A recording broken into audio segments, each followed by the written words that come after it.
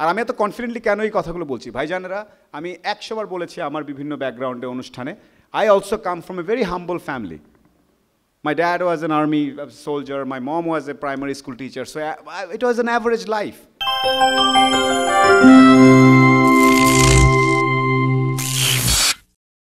Hello, Yes sir. আসসালামু আলাইকুম sir. Welcome sir. Sir, আমি আপনার একটা বক্তৃতায় শুনছিলাম যে আপনি বলছিলেন আপনার পিছনে এরকম একটা ব্যানার ছিল যে আপনারা যদি এরকম একটা ডিজাইন করতে পারেন বেকার না বসে থেকে, তাহলে আমার সাথে যোগাযোগ করবেন। Yes. তো ইনশাল্লাহ আমি এরকম ডিজাইন শিখছি। তো সেই ক্ষেত্রে এখন আমার করণীয় কি?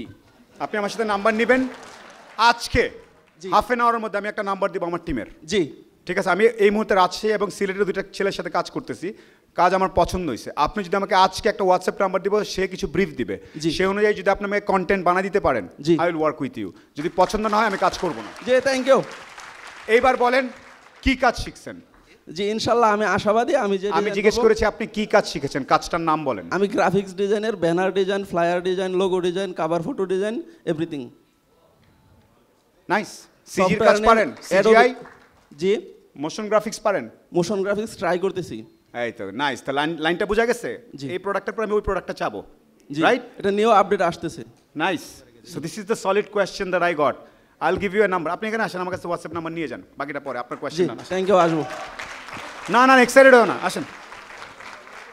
সি, আমার যদি ভিজুয়াল যদি আমার মন মতো না হয় আর যদি খ্যাত হয়, সরাসরি আমি উল্টা আপনারা চার্জ করব। কে? আমি শান্তর কাছে হোয়াটসঅ্যাপ নাম্বার দিয়ে দিব, কারণ উনি সাহস করে দাঁড়াইছে। ভাইজান আরেকটু ফাস্ট আসতে হবে। ও মাই গড। অন্য আরেকজন ভাই, একটা কাজ করতেছি, দাঁড়া না। এটা আন্তঃযোগাযোগ, এটা আন্তঃযোগাযোগ। ওনার সাথে যোগাযোগ করছি, উনি মাঝখান থেকে আমারটা দেন। আন্তঃযোগাযোগ, ইন্টারপার্সোনাল কমিউনিকেশন স্কিল। ডান। নাম কি? না না, আপনার না, কি নামে সেভ করবে? ভেরি গুড, ডান। নাফিস আলীকে কি বলবেন? এদিকে আসেন। নাফিস আলীকে কেউ নেই এখন আমার টিমের, ওকে আপনি একটা মেসেজ পাঠাবেন না? জি। কি পাঠাবেন এটা বলেন সবাইকে। যোগাযোগ। প্রথমে আমি বিসমিল্লাহির রহমানির রহিম, আসসালামু আলাইকুম। আমি শাহ ইউসুফ আহমেদ নেত্রকোনা থেকে বলছি। আমি একজন গ্রাফিক্স ডিজাইনার। গ্রাফিক্স ডিজাইন নিয়ে আমি বেশ কিছু কাজ করছি। আমার কাজের কিছু স্যাম্পল ওনাকে সেন্ড করব এবং সুলাইমান শোকন ভাইয়ের রেফারেন্স দেব। এইটাই তো আমি জিজ্ঞেস করছি যে আপনি নাফিসকে কি এসএমএস করবেন এখন। নাফিস ভাই, সালাম আলাইকুম। একটু আগে সুখন ভাইয়ের সাথে একটা সেমিনারে দেখা হয়েছে, আপনাদের বোধহয় কিছু গ্রাফিক্সের কাজ আছে, ভাইয়া আপনাকে কিছু স্যাম্পল পাঠাতে বলছে। When is a good time to call you ভাইয়া, নাকি আমি স্যাম্পল পাঠিয়ে দিব আপনাকে? ধন্যবাদ। নাফিস আমাকে মেসেজ পাঠায়, ভাইয়া আপনি কি একটু আগে কাউরে কইছেন নাকি? ভয়েস মেসেজ পাঠাবে, কারণ ব্যস্ত। ভাই আপনি কি একটু আগে কইছেন নাকি কাউরে? হ্যাঁ কইছিলাম। দেখ ভাইয়া, ভালো ডালে বাদ দিস।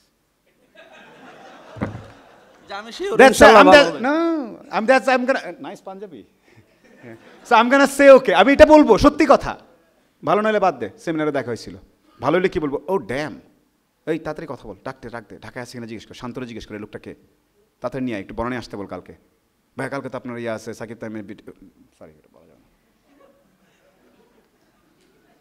কালকে তো আপনার অমুক কাজ আছে, ও কাজ তো সকালে আসতে দরকার আছে। That's how you roll. ভালো না হলে মনটা খারাপ করেন না। আচ্ছা হয় নাই ভাই, নাফিস ভাই আপনাদের আমার কাজগুলো পছন্দ হলো না, কীরকম কাজ খুঁজতেছিলেন একটু কি দেখাবেন? ভাইয়া কোনটাকে ভালো বলে? ওই মেয়ে আমাদের নগদের ইনস্টাগ্রাম পেজ দেখেন, ওখানে দেখবেন অনেক রকম কমিউনিকেশন আছে। ও আচ্ছা আচ্ছা আচ্ছা, ওইটা মোটামুটি না? শেষ। Done sir, thank you so much. আমি কি টাইম কিল করে ফেলছি? Right, you are looking at me with sure. Okay, আসসালামু আলাইকুম। না স্যার, উনি চাইছিল, স্যার আন্তঃযোগাযোগ, স্যার উনি কথা বলতে চাইছিল। I like your shirt. আপনি রাগ করছেন? ওনাকে একটু দিয়ে আমি শেষ করি। আমি একটু কথা বলতেছিলাম, 1 মিনিট। কাকে স্যার? আমি একটু কথা বলতেছিলাম, 1 মিনিট। একটু অনুরোধ করলাম না ওনাকে দেওয়ার জন্য, এটাকে অনুরোধ বলে, রিকোয়েস্ট। জি জি, ধন্যবাদ বলেন। ও জি জি, এত কষ্ট করে, ও মাই গড, জি জি ঠিক আছে, সুন্দর করে বলেন। আরেকজনকে আমি চান্স দিতে বলতেছি, এটা তো মনুষ্যত্ব। জি জি জি, না বললেন, আর একটা ছেলে চান্স পাইছে, বেকার ছেলে। আপনার মনে হচ্ছে আপনি ব্যবসায়ী এবং ভালো টালো আছেন, ও তো গরিব বেকার, তোকে দেখতে পাচ্ছি না যদিও।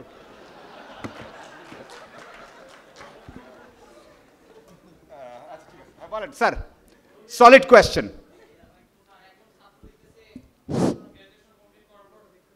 হ্যাঁ, বেকারত্ব দেখতে পাচ্ছি অনেক।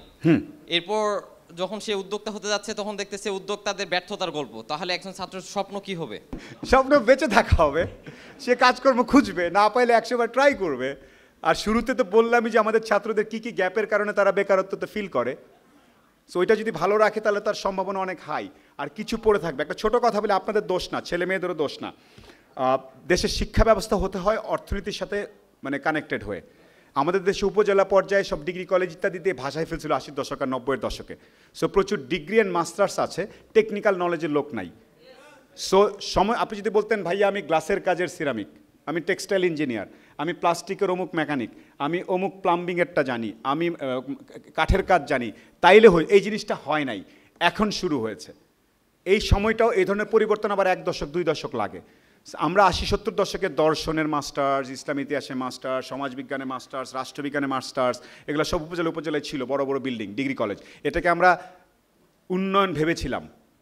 এখন কিন্তু দীপিমণি থেকে শুরু করে সবাই বলছেন যে একটু মিস্টেক হয়ে গেছে, আমাদের দেশে আসলে দরকার ছিল কারিগরি শিক্ষা। সো এই কারিগরি শিক্ষা, তালি দিয়েছে, এক্সাইটেড হয়ে তালি দেওয়া শুরু করে। কারিগরি শিক্ষার এই ভদ্রলোকের সাথে আমার কথা হয়েছে কিছুদিন আগে, তাদের নতুন নিয়ে শুরু হবে, তারা সব উপজেলা পর্যায়ে আবার শুরু করার চেষ্টা করছে। সো ভুলটা হচ্ছে আমাদের, আমি আসলে আপনাকে দোষ দিতে পারবো না, এটা আমাদের বা আমাদের পুরো পলিসির একটা ইস্যু, ঠিক আছে?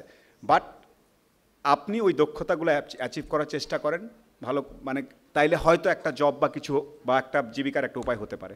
এছাড়া আমার স্বপ্ন তো দেখা বন্ধ করতে পারবেন না, রাইট? সো সেটা আমি বলতে পারি না যে আপনি সব বাদ দেন, হতাশ হয়ে ডিপ্রেসড হয়ে ঘুরে বেড়ান। That's my suggestion. আর আমি এত কনফিডেন্টলি কেন এই কথাগুলো বলছি ভাইজানেরা, আমি 100 বার বলেছি আমার বিভিন্ন ব্যাকগ্রাউন্ডে অনুষ্ঠানে, I also come from a very humble family. My dad was an army soldier, my mom was a primary school teacher, so it was an average life.